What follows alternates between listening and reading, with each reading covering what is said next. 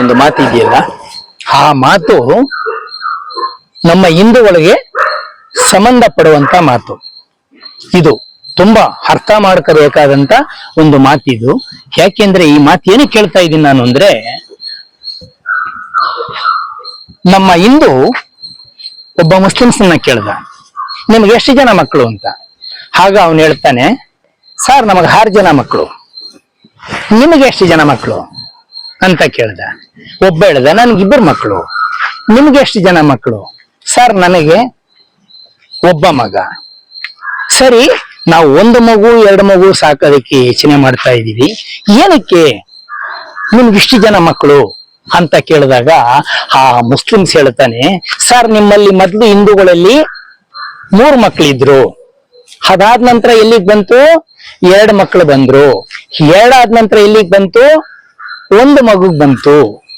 ಈಗ ಏನಾಗುತ್ತೆ, ನೀವು ಕಷ್ಟಪಟ್ಟು ಬೇಜಾನ್ ಆಸ್ತಿ ಸಂಪಾದನೆ ಮಾಡಿರ್ತೀರಾ, ಆ ಆಸ್ತಿ ಆ ಮಗು ಹಪ್ಪಿ ತಪ್ಪಿ ಆರೋಗ್ಯ ಸರಿ ಇಲ್ಲ, ಏನೋ ಒಂದು ತೊಂದರೆ ಆಯ್ತು, ಗೊಡ್ಡ ಕಂಡ್ಬಿಡ್ತು ಅನ್ಕೊಳ್ಳಿ, ಆ ಆಸ್ತಿ ಯಾರಿಗೆ ಸರ್?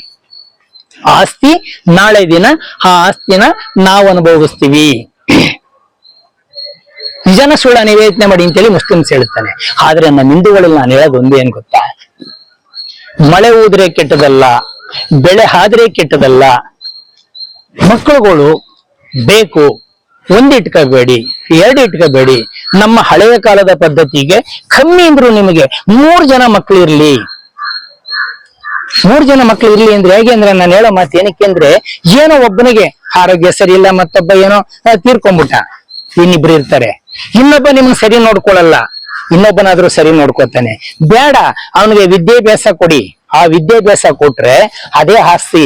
ಮಕ್ಕಳಿಗಾಗಿ ಆಸ್ತಿ ಮಾಡಬೇಡಿ. ನೀವು ಮಕ್ಕಳಿಗಾಗಿ ಆಸ್ತಿ ಮಾಡಿದ್ರೆ ಯಾವಾಗ ಬೇಕಾದ್ರೂ ಮಾಡ್ಬೋದು, ನೀವು ಯಾವಾಗ ಬೇಕಾದ್ರೂ ಕಳಿಬಹುದು. ಆದ್ರೆ ಮಕ್ಕಳಿಗೆ ನೀವು ಒಳ್ಳೆ ವಿದ್ಯಾಭ್ಯಾಸ ಕೊಟ್ಟಾಗ ಆ ಮಗು ಅವನು ಜೀವನ ಅವನು ರೂಪಿಸ್ಕೊತಾನೆ. ನೀವು ಕಷ್ಟಪಟ್ಟು ಆಸ್ತಿ ಸಂಪಾದನೆ ಮಾಡಿ ಅವನಿಗೆ ಮಾಡಿಟ್ಟು ಅವನು ಸಂಪಾದನೆ ಮಾಡಿ ಆಸ್ತಿ ಮಾಡಿರ್ತಾನೆ. ನನ್ನ ಸ್ನೇಹಿತ ಮಗ ಒಬ್ಬ ಇದ್ದಾನೆ, ಒಬ್ಬನೇ ಮಗ, ಎಲ್ಲಾ ಕಡೆ ಆಸ್ತಿ ಇದೆ ಅವನಿಗೆ. ಅವನು ಆ ವ್ಯಕ್ತಿ ಆ ಮಗನಿಗೆ 1,80,000 ಸಂಬಳ, ಇನ್ನು ಮಕ್ಕಳಿಲ್ಲ, ಒಂದೇ ಮಗು.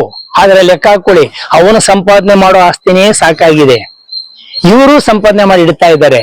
ನಾಳೆ ಅವನು ಏನಾದ್ರೂ ಹಪ್ಪಿ ತಪ್ಪಿ ತೀರ್ಕೊಂಡ ಅನ್ಕೊಳ್ಳಿ, ಕೊನೆಗೆ ಆಸ್ತಿ ಎಲ್ಲಿರುತ್ತೆ? ಅಲ್ಲೇ ಬಿದ್ದಿರುತ್ತೆ. ಅನುಭವಿಸೋದು ಯಾರು? ಒಬ್ಬ ಮುಸ್ಲಿಮ್ಸ್ ಹೇಳ್ತಾರ ಮಾತಲ್ಲಿ ಅರ್ಥ ಇದೆ. ಆದ ಮುಸ್ಲಿಮ್ಸ್ ಹೇಳಿದ್ದು ಸತ್ಯವಾದ ಮಾತು. ನೀವೆಲ್ಲ ಒಂದಿಟ್ಕೊಂಡಿದ್ದೀರಾ, ಮೊದ್ಲು 3 ಮಕ್ಳಿತ್ತು, ಈಗ ನಿಮಗೆ 2 ಮಕ್ಕಳು, 2 ಮಕ್ಳು ಆದ ನಂತರ ಈಗ 1 ಮಕ್ಳು ಇಟ್ಕೊತಾ ಇದ್ದೀರಾ. ಆ 1 ಮಗು ನೀವು ಇಟ್ಕೊಳ್ಳೋದ್ರಿಂದ ನೆಕ್ಸ್ಟ್ ಆಸ್ತಿ ಏನಾದ್ರೂ ತೊಂದರೆ ಆಗಿ ಅವನು ಸತ್ತಾಗ ಆಸ್ತಿ ಅಲ್ಲೇ ಬಿದ್ದಿರುತ್ತೆ. ಅದು ಯಾರಿಗೆ ಸರ್? ಅದು ನಮ್ದಕ್ಕೇನೆ ಸಾರ್ ಅಂತಾನೆ.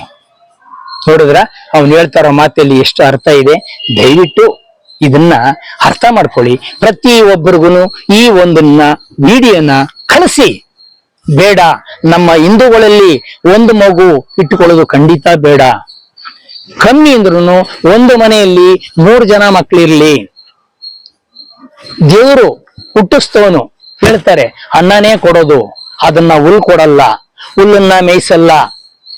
ಪ್ರತಿಯೊಬ್ಬರಿಗೂ ಯಾವ್ದೋ ರೂಪದಲ್ಲಿ ದೇವ್ರ ಕೈ ಎತ್ತ ಮೇಲ್ಗಡೆ ಕೈ ಹಿಡಿತಾನೆ, ಕೈ ಹಿಡದೆ ಹಿಡಿತಾನೆ. ಬೀಸೋಗಾಲಿ ನಿಮ್ಮ ಕಣ್ಣು ಕಾಣತ್ತಾ? ನೀವಂತೀರ ನಾನೇ ಸಾಕ್ಬೇಕು, ನಾನೇ ಮಾಡ್ಬೇಕು. ನೀವು ಅವನ್ನ ಚಿಕ್ಕದ್ರಲ್ಲಿ ದೊಡ್ಡದ್ ಮಾಡಿ. ಪಕ್ಷಿ ಏನ್ ಮಾಡುತ್ತೆ? ಫಸ್ಟ್ ಗೂಡು ಕಟ್ಟುತ್ತೆ, ಆಮೇಲೆ ಮೊಟ್ಟೆ ಇಡುತ್ತೆ. ಮೊಟ್ಟೆ ಇಟ್ಟ ನಂತರ ಏನ್ ಮಾಡುತ್ತೆ? ಅದು ಮರಿ ಮಾಡುತ್ತೆ. ಮರಿ ಆದ ನಂತರ ಏನ್ ಮಾಡುತ್ತೆ? ತನ್ನ ಬಾಯಿಗೆ ಅದು ಕಚ್ಕೊಂಡ್ಬಂದು ಕೊಡುತ್ತೆ. ಅದು ತಿಂದಿರುತ್ತೋ ತಿಂದಿರಲ್ವೋ ಅದು ಬೇರೆ, ಆದ್ರೆ ತನ್ನ ಬಾಯಲ್ಲಿ ಕಚ್ಕೊಂಡ್ಬಂದು ಆ ಪಕ್ಷಿ ಮರಿಗೆ ತನ್ನ ಮರಿ ಕೊಡುತ್ತೆ. ಅರ್ಥ ಏನು ಅಂದ್ರೆ, ಅದನ್ನ ಚಿಕ್ಕದನ್ನ ದೊಡ್ಡದ್ ಮಾಡಿ ಬಿಟ್ಟು ಬಿಟ್ರೆ ಅದ್ರ ಜೀವನ ಅದು ಮಾಡ್ಕೊಳ್ಳುತ್ತೆ. ನೀವ್ ಯಾಕೆ ಯೋಚನೆ ಮಾಡ್ತೀರಾ? ಯೋಚನೆ ಮಾಡೋ ಅವಶ್ಯಕತೆ ಏನಿದೆ? ಫಸ್ಟ್ ಅವ್ರನ್ನ ಒಂದು ಲೆವೆಲ್ ತಂದು ಬಿಡೋದು ನೋಡಿ. ಚಿಂತೆ ಮಾಡಬೇಡಿ, ಚಿಂತೆಯಿಂದ ಏನು ಉಪಯೋಗ ಇಲ್ಲ. ಪಕ್ಷಿ ಕೊನೆಗೆ ಏನಾಗುತ್ತೆ? ಅದನ್ನ ರೆಕ್ಕೆ ಬರೋವರೆಗೂ ನೋಡ್ಕೊಳ್ತಾ ಇರುತ್ತೆ. ಆ ರೆಕ್ಕೆ ಬಂದ ನಂತರ ಹಾರಕ್ ಬಿಟ್ಟು ಬಿಡುತ್ತೆ. ಅದನ್ನ ನೋಡಿ ನಿನ್ ಜೀವನ ನೀನ್ ಮಾಡ್ಕೊಂಡಂತೆ. ನಾವು ಮನುಷ್ಯ ಹೆಂಗಿರ್ಬೇಕು ಅಂದ್ರೆ, ಪಕ್ಷಿ ರೀತಿಯಲ್ಲಿ ಇರಬೇಕು. ಅವನಿಗೆ ವಿದ್ಯಾಭ್ಯಾಸ ಕೊಟ್ಬಿಡಿ, ಅವನಿಗೆ ಆಸ್ತಿ ಮಾಡಬೇಡಿ, ಆಯ್ತಾ? ಅವನಿಗೆ ಆಸ್ತಿ ಮಾಡಿದ ವಿದ್ಯಾಭ್ಯಾಸ ಕೊಟ್ಬಿಟ್ರೆ ಅವನ ಜೀವನ ಅವ್ನು ಮಾಡ್ಕೊಂತಾನೆ. ನೀವು ಸಂಪಾದನೆ ಮಾಡಿದ್ದು ನಿಮ್ಮ ಜೀವನಕ್ಕೆ ಇಟ್ಕೊಳ್ಳಿ. ನಾವು ಕೋಟಿಗಿದ್ರು ತಿನ್ನದೆ ಅನ್ನ, ಕೋಟಿಗಿದ್ರು ತಿನ್ನದೆ ಅನ್ನ ನಾವು. ಆದ್ರೆ ಹಶು ಆದಾಗ ನಾವು ದುಡ್ಡಿಟ್ರೆ ದುಡ್ಡು ತಿನ್ನಲ್ಲ. ನಮ್ಗೆ ಎಷ್ಟು ಬೇಕು ಒಬ್ಬ ಮನುಷ್ಯ ಜೀವನ ನಡ್ಸಕ್ಕೆ, ಪ್ರತಿ ಒಬ್ಬ ಮನುಷ್ಯನಿಗೂ ಅಷ್ಟಿದ್ರೆ ಸಾಕು. ಕೆಲವರು ಕೋಟಿಗಟ್ಲೆ ಆಸ್ತಿ ಮಾಡಿಟ್ಟಿರ್ತಾರೆ, ಆಸ್ತಿ ಅದಲ್ಲೇ ಬಿದ್ದಿರುತ್ತೆ. ಎಷ್ಟೊಂತ ಒಬ್ಬ ಮನುಷ್ಯ ತಿನ್ನಕ್ ಸಾಧ್ಯ? ಒಬ್ಬ ಮನುಷ್ಯ ಎಷ್ಟೊಂತ ಅನುಭವಿಸಕ್ ಸಾಧ್ಯ? ದುರಾಸೆ ಬೇಡ, ಇನ್ನೊಬ್ರಿಗೂ ಸಹ ಸಿಗೋ ತರ ಬಿಡಿ. ಕೋಟಿಗಟ್ಲೆ ಆಸ್ತಿ ಮಾಡಬೇಡಿ. ನೀರು ಹೋದ್ಮೇಲೆ ಅದಲ್ಲೇ ಬಿದ್ದಿರುತ್ತೆ, ಅವನು ಹೋದ್ಮೇಲೆ ಅದು ಆಸ್ತಿ ಅಲ್ಲೇ ಬಿದ್ದಿರುತ್ತೆ. ಕೊನೆಗೆ ಯಾರು ಇಲ್ಲ ಅಂದ್ರೆ ಅದು ಯಾರ್ದೋ ಪಾಲಾಗುತ್ತೆ. ಇದು ಬೇಕಾ ನಮ್ಮಲ್ಲಿ? ಇದು ಬೇಕಾ? ನೀವು ಕರೆಕ್ಟ್ ಆಗಿ ಪ್ರತಿ ಒಬ್ರು ಇದನ್ನ ಯೋಚನೆ ಮಾಡಿ ನೀವೇ ತೀರ್ಮಾನ ತಗೊಳ್ಳಿ. ನಾನು ಹೇಳ್ತಾ ಇರುವಂತ ಒಂದು ಮಾತು ಸರಿನಾ ತಪ್ಪಾ ಇಲ್ವಾ ಅನ್ನೋದನ್ನ ನೀವೇ ಯೋಚನೆ ಮಾಡಿ. ಆಗ ನಿಮಗೆ ಕರೆಕ್ಟ್ ಆಗಿ ಜಡ್ಜ್ಮೆಂಟ್ ಸಿಗುತ್ತೆ. ಈ ವ್ಯಕ್ತಿ ಹೇಳ್ತಾ ಇರೋದ್ರಲ್ಲಿ ಅರ್ಥ ಇದೆ, ಈ ವ್ಯಕ್ತಿ ಹೇಳ್ತಾ ಇರೋದು ಸಂಪೂರ್ಣವಾದ ಒಂದು ರೀತಿ ನೀತಿ ಇದೆ, ಕರೆಕ್ಟ್ ಆ ವ್ಯಕ್ತಿ ಹೇಳೋದು ಅನ್ನೋ ಒಂದು ಭಾವನೆ ಬರುತ್ತೆ. ದಯವಿಟ್ಟು 1 ಮಗು 2 ಮಗು ಇಟ್ಕೋಬೇಡಿ, ಕಮ್ಮಿ ಅಂದ್ರೂ 3 ಮಕ್ಳಿರ್ಲಿ. ನಮ್ಮ ದೇಶದ ಪ್ರಧಾನಿ ಕೂಡ ಹೇಳ್ತಾರೆ 1 ಮಗು ಬೇಡ, 2 ಮಕ್ಕಳುಗಳು ಸಹ ಬೇಡ, 3 ಮಕ್ಕಳು ಬೇಕೇ ಬೇಕು ಅಂತೇಳಿ ನಮ್ಮ ಪ್ರಧಾನಿ ಕೂಡ ಹೇಳ್ತಾರೆ. ದೇಶದ ಪ್ರಧಾನಿ ನೋಡಿ, ಅವರಿಗೆ ಯಾಕಂದ್ರೆ ಹೆಂಡತಿ ಮಕ್ಕಳು ಯಾವ ಆಸೆನೂ ಇಲ್ಲ ಅವರಿಗೆ. ದೇಶಕ್ಕಾಗಿ ನಾನೇನಾದ್ರೂ ಒಂದು ಕೊಡುಗೆ ಕೊಡಬೇಕು, ನಾನೇನಾದ್ರೂ ಒಂದು ಮಾಡ್ಬೇಕು ಅನ್ನೋದು ಅವರಲ್ಲಿ ಇದೆ.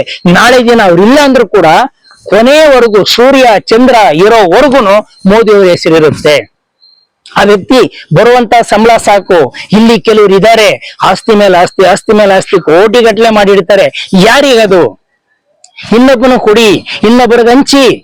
ಅವನವಾಗ ನಿಮ್ಮನ್ನ ಜೀವನ ಪೂರ್ತಿ ನೆನೆಸ್ಕೊಂತಾನೆ, ನಿಮ್ಮ ಜೀವನದಲ್ಲಿ ಸದಾಕಾಲ ಮರೆಯಕ್ಕಾಗದಿರೋಂತ ರೀತಿಯಲ್ಲಿ ನಿಮ್ಮನ್ನ ನೆನಪು ಮಾಡ್ಕೊಂತಾನೆ. ಅದು ಮುಖ್ಯ. ಎಲ್ಲ ನೀನೇ ಕೂಡಿಟ್ಕೊಂಡು ನೀನೇ ಆಸ್ತಿ ಕೊಳ್ಳೆ ಹೊಡ್ಕೊಂಡು ಮಾಡಬೇಡಿ ಆ ಕೆಲಸನ. ನಿನಗೆ ಜೀವನಕ್ಕೆ ಎಷ್ಟು ಬೇಕು ಅಷ್ಟು ಇಟ್ಕೊಳ್ಳಿ ಸಾಕು, ನೆಮ್ಮದಿಯಾಗಿರುತ್ತೆ ಜೀವನ ಪ್ರತಿಯೊಬ್ಬನಿಗೂ. ಬೇಡ ಇದು ಅತಿಯಾಗಿ ಆಸೆ ಬೇಡ, ಅತಿಯಾಗಿ ಕೂಡಿಡೋದ್ ಬೇಡ. ಯಾಕೆ ಬೇಕು ನಿಮಗೆ? ಒಳ್ಳೆ ಕಾರ್ ಬೇಕು ಬಂದಿರುತ್ತೆ, ಒಳ್ಳೆ ಮನೆ ಬೇಕು ಇರುತ್ತೆ, ನಿನ್ ಜೀವನಕ್ಕೆ ಎಷ್ಟು ಬೇಕು ಅಷ್ಟು ಇರುತ್ತೆ. ಅದಕ್ಕಿಂತ ನಿನಗೆ ನಾಳೆ ದಿನ ನೀನು ಇಲ್ಲ ಅಂದ್ರೂ ಕೂಡ ಇನ್ನೊಬ್ಬ ಅನುಭವಿಸುವಂತ ಕೂಡ ಇರ್ತದೆ, ಆಸ್ತಿ ಇದ್ದೇ ಇರ್ತದೆ. ಹಾಗಾಗಿ ಬೇಡ, 1 ಮಗು 2 ಮಗು ಖಂಡಿತ ಇಟ್ಕೋಬೇಡಿ. ನಿಮಗೆ ಕಮ್ಮಿ ಅಂದ್ರೂ 3 ಮಕ್ಳಿರ್ಲಿ, ಮಕ್ಕಳಿಗೆ ಎಜುಕೇಶನ್ ಕೊಡಿ, ಮಕ್ಕಳನ್ನ ಆಸ್ತಿಯನ್ನಾಗಿ ಮಾಡಿ. ಆ ಆಸ್ತಿನೇ ಮಕ್ಕಳು ನಿಮಗೆ ನಾಳೆ ದಿನ ಅವ್ರ ಭವಿಷ್ಯ ರೂಪಿಸ್ಕೊತಾರೆ.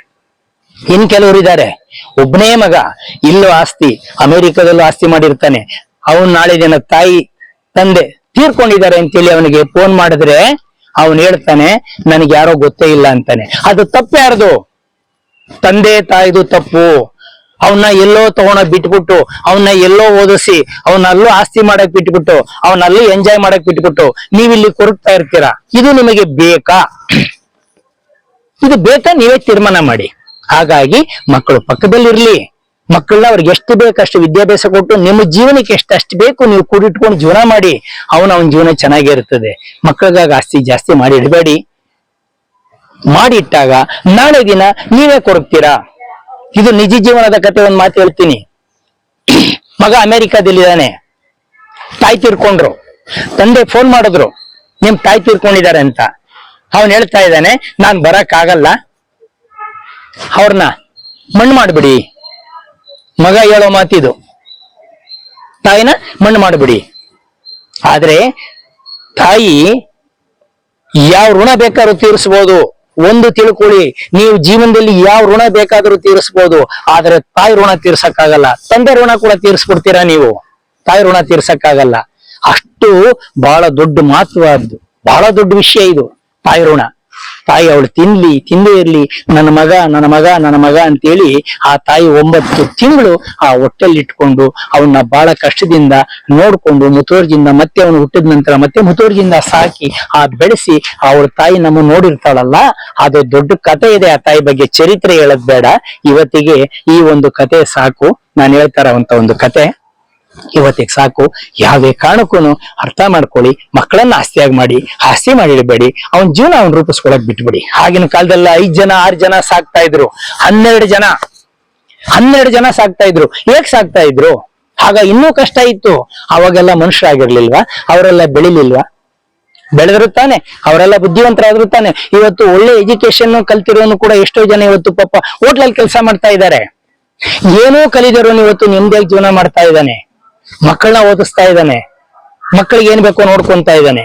ಅದಕ್ಕೋಸ್ಕರ ನಾನು ಹೇಳ್ತೀನಿ, ಪ್ರತಿಯೊಬ್ರು ಇದನ್ನ ಅರ್ಥ ಮಾಡ್ಕೊಳ್ಳಿ. ಅರ್ಥ ಮಾಡ್ಕೊಂಡು ಪ್ರತಿಯೊಬ್ಬರಿಗೂ ಕಳಿಸಿ. ಒಬ್ಬರಿಂದ ಒಬ್ಬರಿಗೆ ಇದು ವಿಷಯ ಮುಟ್ತಾ ಇದ್ದಾಗ ಏನಾಗುತ್ತೆ, ಅದು ದೊಡ್ಡ ಬೆಟ್ಟ ಆಗುತ್ತೆ. ಆ ದೊಡ್ಡ ಬೆಟ್ಟ ಆದಾಗ ಎಲ್ರಿಗೂ ಜ್ಞಾನೋದಯ ಹೆಚ್ಚುತ್ತೆ. ಕೆಲವರು ದುಡ್ಡಿನಿಂದ ಓಡ್ತಾ ಇರ್ತಾರೆ, ಕೆಲವರು ಪ್ರತಿಯೊಬ್ಬನು ದುಡ್ಡು ಮಾಡ್ಬೇಕು. ಎಷ್ಟು ದುಡ್ಡು ಮಾಡ್ತೀಯ ನೀನು ಇವತ್ತು ಸಾಯ್ತೀಯ, ನಾಳೆ ಸಾಯ್ತೀಯ, ನೀನ್ ಯಾವ ಸಾಯ್ತೀಯ ಅಂತ ನಿನಗೆ ಗೊತ್ತಿರಲ್ಲ. ಇದು ನಿಜಾನ ಸುಳ್ಳ ನೀನೇ ಕುಂತ್ಕೊಂಡು ಯೋಚನೆ ಮಾಡಿ. ಪ್ರತಿಯೊಬ್ರು ಯೂಟ್ಯೂಬ್ ನೋಡುವಂತ ಪ್ರತಿಯೊಬ್ರು ಇದು ಯೋಚನೆ ಮಾಡಿ. ಯಾವ ಸಾಯ್ತೀರ ಅಂತ ನಿಮ್ಗೆ ಗೊತ್ತಿರಲ್ಲ. ದುಡ್ಡು ಅಂತ ದುಡ್ಡಿನಿಂದ ಓಡಬೇಡಿ. ಘಟ ಇದ್ರೆ ಮಠ ಕಟ್ಟೋದು. ನಿನ್ನ ಘಟ ಉಳಿಸ್ಕೋ, ನೀನ್ ಚೆನ್ನಾಗಿರು, ನಿನ್ನ ಅನುಕೂಲ ನೋಡ್ಕೋ, ನಿನ್ನ ಆರೋಗ್ಯ ನೋಡ್ಕೋ. ನಿನ್ನ ಆರೋಗ್ಯ ನೋಡ್ಕೊಂಡ್ರೆ ನೀನ್ ಏನ್ ಬೇಕಾದ್ರೂ ಮಾಡ್ಬೋದು. ನಿನ್ನ ಆರೋಗ್ಯನೇ ಸರಿ ಇಲ್ಲ ಅಂದ ನಂತರ, ನಿನ್ನ ಆರೋಗ್ಯನೇ ಸರಿ ಇಲ್ಲ ಅಂದ್ಮೇಲೆ ನೀನ್ ಏನ್ ದುಡ್ಡು ಮಾಡಿ ಏನು ಪ್ರಯೋಜನ? ಹಾಗಾಗಿ ಹೇಳ್ತಾ ಇದ್ದೀನಿ, ಇದು ನಾನು ಹೇಳಿರುವಂತ ಮಾತು ನಮ್ಗೆಲ್ರಿಗೂ ಇಷ್ಟ ಆಗುವಂತ ಮಾತು ಹೇಳಿದ್ದೀನಿ. ತಾವೆಲ್ರಿಗೂ ನಮ್ಮ ಯೂಟ್ಯೂಬ್ ಚಾನಲ್ ನೋಡುವಂತ ಪ್ರತಿಯೊಬ್ಬರಿಗೂ, ಎಲ್ರಿಗೂ, ನಿಮ್ಮ ಸ್ನೇಹಿತರುಗಳು ಎಲ್ಲರಿಗೂ ಇದನ್ನ ಶೇರ್ ಮಾಡಿ ಕಳಿಸ್ಕೊಡಿ. ನನ್ನ ಮಾತು ಇದರಲ್ಲಿ 100ಕ್ಕೆ 100 ಸತ್ಯ ಇದೆ ಅಂತೇಳಿ ನಿಮ್ಮೆಲ್ಲರಲ್ಲೂ ನಾನು ಮನವಿ ಮಾಡ್ಕೊಂತೀನಿ. ನಮಸ್ಕಾರ.